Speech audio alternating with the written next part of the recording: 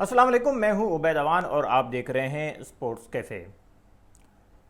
Pakistan super league के ऊपर छाए कई बादल जो है वो छट गए, लेकिन कुछ अभी भी बाकी हैं।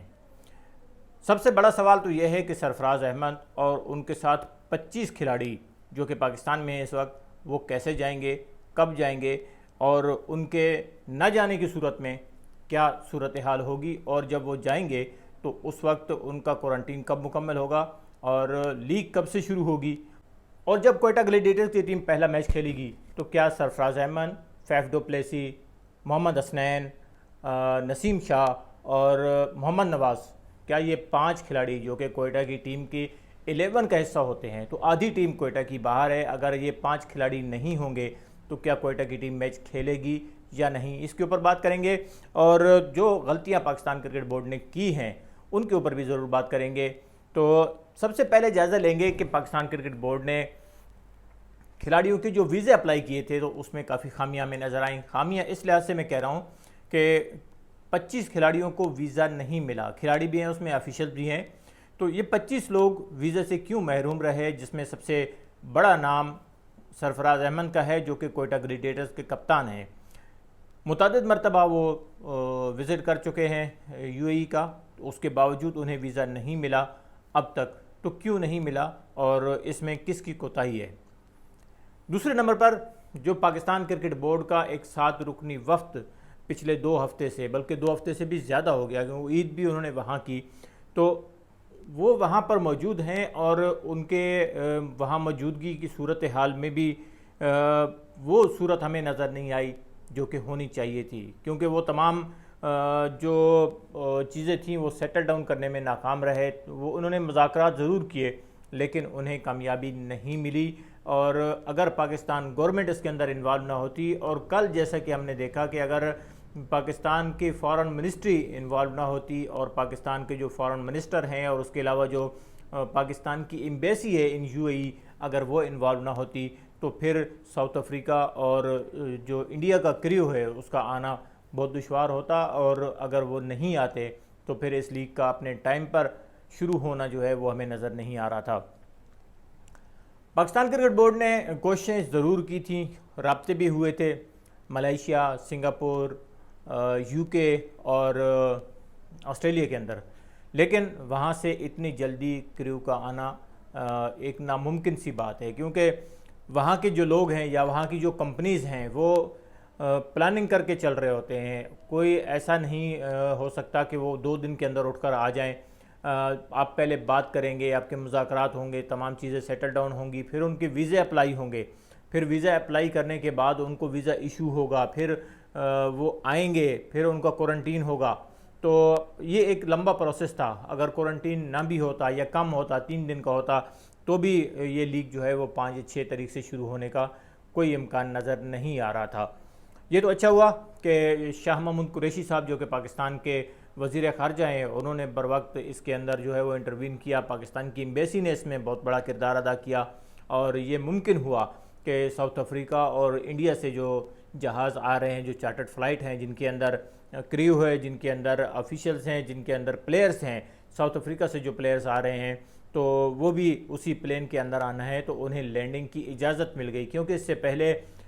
जो लोग वहाँ से आ रहे थे तो उन्हें लैंडिंग की इजाज़त नहीं मिल रही थी, और जो हमारी इत्तलात हैं तो लैंडिंग की इजाज़त देने के बाद यूएई गवर्नमेंट ने वो इजाज़त रिवोक की है, और उसकी वजह ये थी कि रेड लिस्ट में शामिल थे दोनों ममालिक।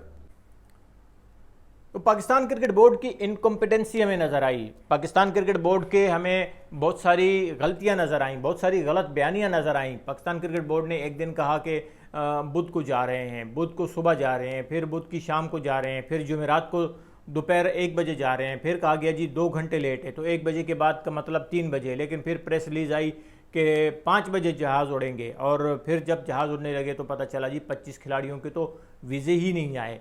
अब उनमें 2 प्लेयर्स जो हैं वो लाहौर कलंदर्स के हैं, 2 प्लेयर्स इस्लामाबाद यूनाइटेड के हैं, उसके अलावा 3 प्लेयर जो हैं वो पेशावर ज़ल्मी के हैं, 2 खिलाड़ी सरफराज अहमद और मोहम्मद हसनैन कोयटा ग्लैडिएटर्स से हैं, 1 खिलाड़ी जो है वो कराची किंग्स का है,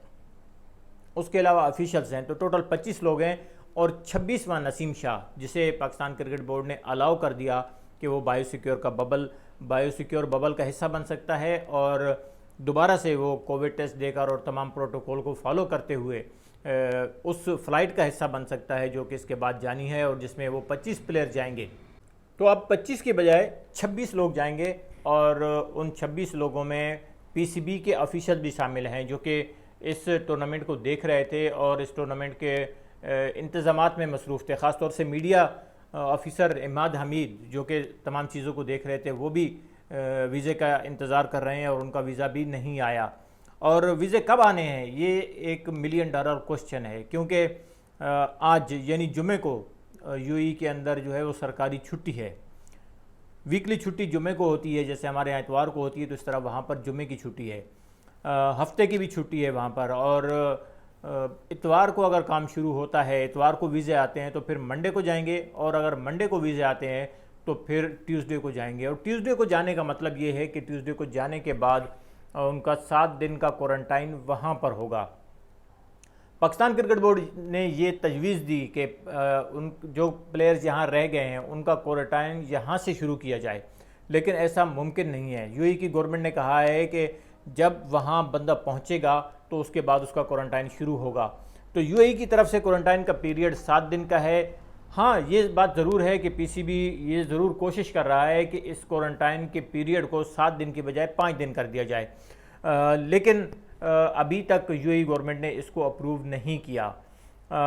इस सिलसिले में मुतअद्दिद मरतबा मेरी बात हुई है पाकिस्तान क्रिकेट बोर्ड से, और वो श्योर नहीं है कि ये 5 दिन का होगा या 7 दिन का होगा। इसके ऊपर भी जो है वो पीसीबी के पास अभी तक कोई कंफर्मेशन नहीं है। और अभी तो पीसीबी के हुकाम ने ये कहा है कि कम से कम ये है कि उनका पीरियड शुरू हो गया, वहाँ ये लोग पहुँच गए तो उसके बाद उनका पीरियड शुरू हो गया, और अब देखना ये है कि वो 5 दिन में ख़त्म होता है या 7 दिन में होता है। लेकिन सबसे बड़ा सवाल ये है कि जो साउथ अफ्रीका और इंडिया से लोग आने हैं, अगर ये जुमे को पहुंच जाते हैं तो फिर उनका क्वारंटाइन 10 दिन का है। जुमे का मतलब ये है कि अगर ये जुमे को पहुंचते हैं और जुमे को इनका क्वारंटाइन शुरू हो जाता है तो फिर हो जाएगी 28 तारीख। 28 तारीख को अगर उनका क्वारंटाइन शुरू होता है तो फिर वो जाकर ख़त्म होगा 7 तारीख को। तो 7 तारीख को अगर क्वारंटाइन ख़त्म होगा तो आप 7 को या 8 को टूर्नामेंट शुरू कर सकते हैं। और जो प्लेयर्स यहाँ रह गए हैं उनका बहुत बड़ा सवालिया निशान है कि वो कब वहाँ पहुँचेंगे, और उनका क्वारंटाइन जब ख़त्म होगा तो ख़ास तौर से कोयटा की टीम के लिए बड़ी मुश्किलात होंगी, क्योंकि कोयटा के 4 प्लेयर्स बल्कि 5 प्लेयर्स कोयटा के जो है वो नहीं पहुँच पाए। तो ये सारी चीज़ें हैं, और पाकिस्तान क्रिकेट बोर्ड ने इसके ऊपर जो है वो काफ़ी सारी चीज़ें मिसमैनेज हुई हैं पाकिस्तान क्रिकेट बोर्ड से। और हमें नज़र आ रहा है कि एक बनी बनाई लीग जो कि पाकिस्तान का ब्रांड है, जो कि पाकिस्तान ने उसको खड़ा किया है, वो लीग जो है उसको खासा डैमेज पहुंचा है। एक तो पहले जब कराची के अंदर मैचेस हो रहे थे तो उस वक्त पाकिस्तान क्रिकेट बोर्ड ने जिस तरह की इनकॉम्पिटेंसी दिखाई तो वो काफ़ी उससे डैमेज हुआ ये लीग। लेकिन अब जिस तरह से इंतज़ामात किए जा रहे थे और जो चीज़ें बार बार मीडिया में तो आ रही थी लेकिन कोई ऑफिशियल चीज़ नहीं आ रही थी, और जो ऑफिशियल चीज़ें जब आना शुरू हुई तो उसमें भी बहुत सारी गलतियां पाकिस्तान क्रिकेट बोर्ड ने की हैं। और इसके ऊपर बजा तौर पर अगर मैं या कोई और भी सहाफ़ी जितने तनकीद कर रहे हैं तो वो बिल्कुल ठीक कर रहे हैं, क्योंकि पाकिस्तान क्रिकेट बोर्ड ने अपनी ज़िम्मेदारी को पूरा नहीं किया। और इस सिलसिले में जो गलतियां हुई हैं तो उसका जवाब पाकिस्तान क्रिकेट बोर्ड को देना पड़ेगा कि ऐसा क्यों हुआ है। और इन वीज़ों के ख़ास तौर से जो इशू था, एक हफ़्ता तो ज़रूर गुजरा है कि जुमेरात की ये बात है जहाँ तक मुझे याद है, पाकिस्तान क्रिकेट बोर्ड ने जो प्रेस रिलीज़ दी थी कि हमारे तमाम इश्यूज़ सॉल्व हो चुके हैं, हमें जो एग्जम्पशन चाहिए थी वो भी मिल गई हैं, और हमारे जो मुतालबात थे वो यूएई गवर्नमेंट ने मान लिए, और हमारी लीग जो है वो एज़ पर शेड्यूल जून के पहले हफ्ते में अबू धाबी में होगी। जून में तो हो रही है, लेकिन मुझे तो ये लग रहा है कि पहला हफ्ता निकल जाएगा और पहले हफ्ते में होना मुश्किल है। उसके बाद पाकिस्तान क्रिकेट बोर्ड ने यह ऐलान किया था कि जुमेरात को यानी कि 27 मई को टूर्नामेंट के शेड्यूल का ऐलान कर दिया जाएगा। लेकिन जब 27 मई आई तो फिर ये कहा गया कि हम टूर्नामेंट के शेड्यूल का ऐलान 2 दिन बाद करेंगे। अब शेड्यूल का ऐलान होता है तो फिर देखते हैं कि किस दिन से ये टूर्नामेंट शुरू होता है और किस तरह से शुरू होता है। बहरहाल हमारी दुआ ये है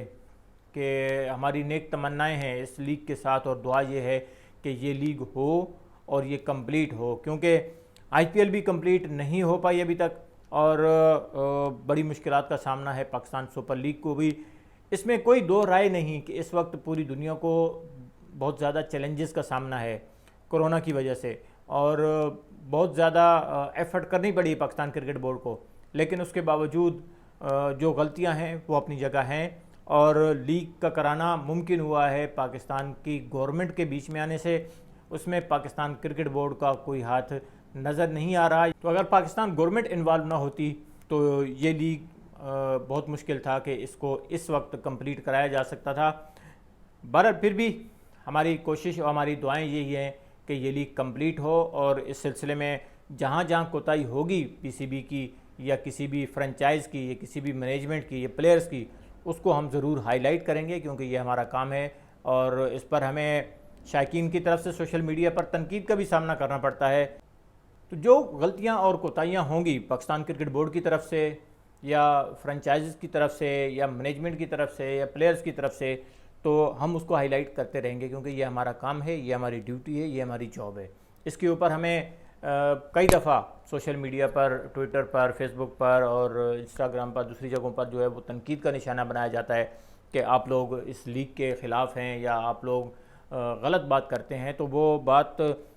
एक शाइक की नज़र के अगर देखा जाए तो वो तो आपको गलत लगेगी, लेकिन एज ए जर्नलिस्ट हमारे ये ड्यूटी है और हम ये काम करते हैं और करते रहेंगे। और जहाँ भी अच्छी चीज़ होगी तो उसको भी हम ज़रूर हाईलाइट करते हैं और करते रहेंगे। वीडियो देखने का बहुत बहुत शुक्रिया। मेरे चैनल को सब्सक्राइब कीजिएगा, लाइक कीजिएगा और कमेंट ज़रूर करके बताइएगा। Thank you.